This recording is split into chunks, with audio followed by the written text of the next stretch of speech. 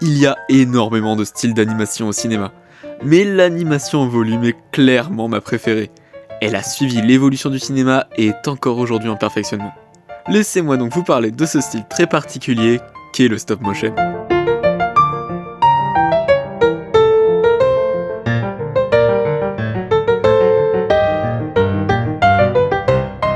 C'est en 1898 que le premier court-métrage en animation pas à pas voit le jour.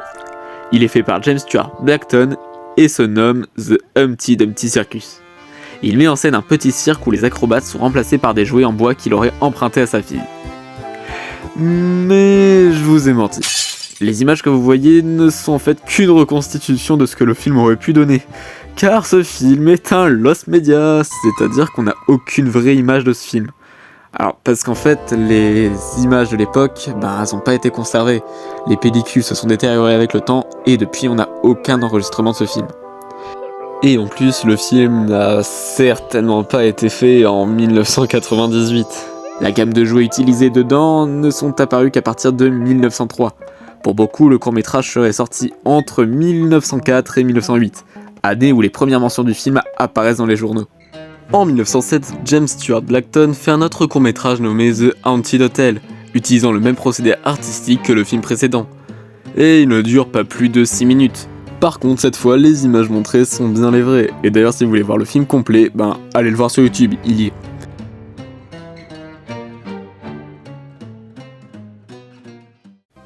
Il faut attendre 1925, encore aux États-Unis, pour voir l'apparition du stop motion dans un long métrage.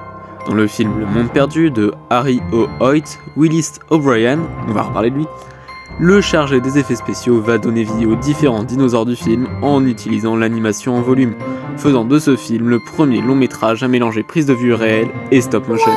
En 1933, King Kong sort en salle, les effets spéciaux sont bluffants pour l'époque et les critiques sont presque unanimes, c'est un chef-d'œuvre. Il rapporte 650 000 $ en 1933, puis 2 847 000 $ en 1952 lors de sa ressortie en salle. Énorme! Et devinez qui est chargé des effets spéciaux?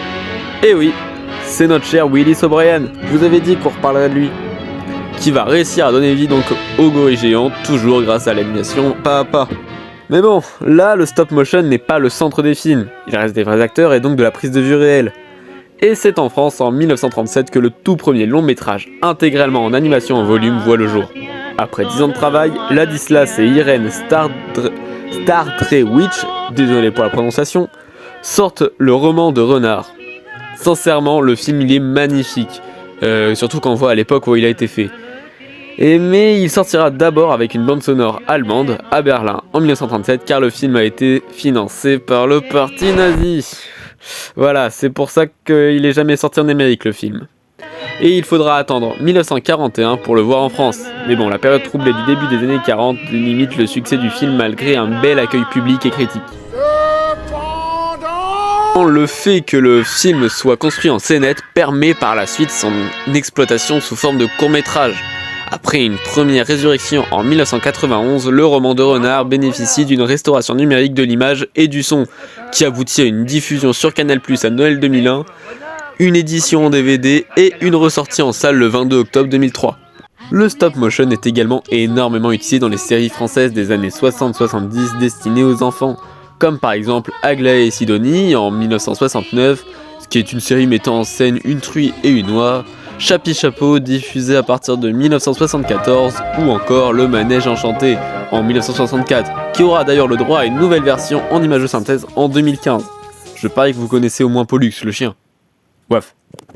Et ce n'est qu'un aperçu de toutes celles existantes et ça s'explique par le coût de production qui est beaucoup moins cher qu'une animation en 2D où il faut donc beaucoup de dessinateurs et celle en prise de vue réelle, où il faut des acteurs et des décors. Mais bon, sortons un peu des années 60 et tout, et parlons de choses beaucoup plus récentes, et commençons par le travail du génial Tim Burton. Timothy Walter Burton, de son vrai nom, commence dès son enfance à réaliser des films dans son jardin. Il est passionné par le cinéma et va se faire embaucher chez Disney, rien que ça, et comme dessinateur.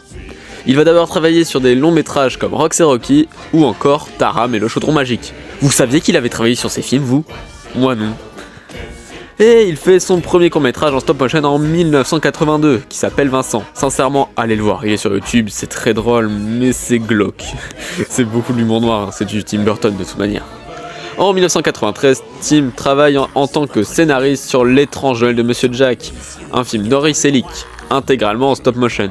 Et oui, contrairement à une idée reçue, non, Tim Burton n'a pas fait L'étrange Noël de Monsieur Jack, dont le titre anglais est bien mieux que celui français. Nightmare Before Christmas, c'est plus stylé, je trouve. Bon. En 2005, il sort l'un de ses plus beaux chefs-d'œuvre d'animation, The Corpse Bride, ou Les Noces Funèbres en français, qui est l'un de mes films préférés de lui. Dans un autre registre, le studio britannique Aardman s'impose en maître dans le monde du stop-motion, avec à son actif des centaines de productions différentes. C'est un studio fondé en 1972 par David Sproxton, encore excusez-moi pour la prononciation, et Peter Lord. Ils se spécialisent dans l'animation en pâte à modeler. Pour ne citer que leurs séries et films les plus célèbres, on a en 1990 Wallace et Gromit, en 2000 Chicken Run en association avec DreamWorks, Shaun le Mouton également, ou encore Story City en 2006. Ils sont extrêmement doués. Pour vous dire, Hayao Miyazaki, maître de l'animation, un studio Ghibli, tout ça vous connaissez, a salué leur talent. C'est vous dire, hein. Et fun fact, il travaille actuellement avec Nintendo sur un film Pokémon en stop motion qui met en scène Pichu et Palartichaut. Le film est prévu pour 2027. Yay! Parlons maintenant d'un studio qui est responsable de beaucoup de traumas. Le studio Laika. C'est un studio fondé en 2005 par Philip Knight, le patron de Nike. Oui, le patron de Nike. Nike, la marque Nike. Je savais même pas qu'il avait fait un studio, lui. Et Will Vinton, un réalisateur et producteur américain. Il se fait rapidement une place dans le monde du stop motion en sortant Coraline. Alors là, je sais beaucoup détestent ce film car il est à l'origine de beaucoup de traumas. Mais en même temps, c'est un film d'horreur pour enfants, excusez-moi. Mais franchement, retournez le voir en étant plus grand, il est génial et il est dans mon top 3 de mes films préférés d'animation, avec The Corpse Bride. C'est un studio qui a son actif d'autres films, comme L'étrange pouvoir de Norman, pas lui, en 2012, ou encore Les Box Trolls en 2014, et plusieurs autres moins mémorables, mais tous aussi bien.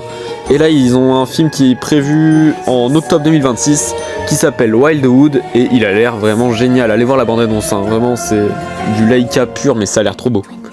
Et maintenant, finissons avec un tout petit studio français qui s'appelle Comadoli Studio.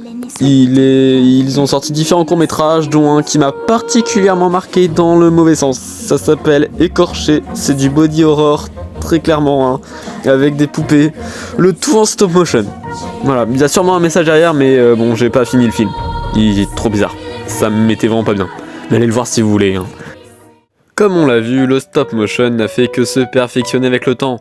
Alors cette vidéo m'a pris énormément de temps, j'ai sûrement dû oublier des choses involontairement ou volontairement. Les débuts du stop motion c'est quelque chose de très flou et je vous invite à aller consulter par exemple la Cinémathèque, le site de la Cinémathèque de Paris, c'est super intéressant je vous jure. Et donc j'ai fait aussi exprès de balayer certains sujets, juste les survoler parce que je compte en faire d'autres, des vidéos sur le stop motion, c'est vraiment quelque chose qui me passionne. Et voilà, donc n'hésitez pas à vous abonner à cette chaîne, je vais souvent parler de cinéma et de pop culture en général. N'hésitez pas non plus à vous abonner à ma chaîne principale, là-bas c'est plus du contenu sur du jeu d'horreur, Five Nights at Freddy's, voilà. Donc merci à tous d'avoir suivi cette vidéo jusqu'au bout, c'était Tinaf, à la prochaine, portez-vous bien.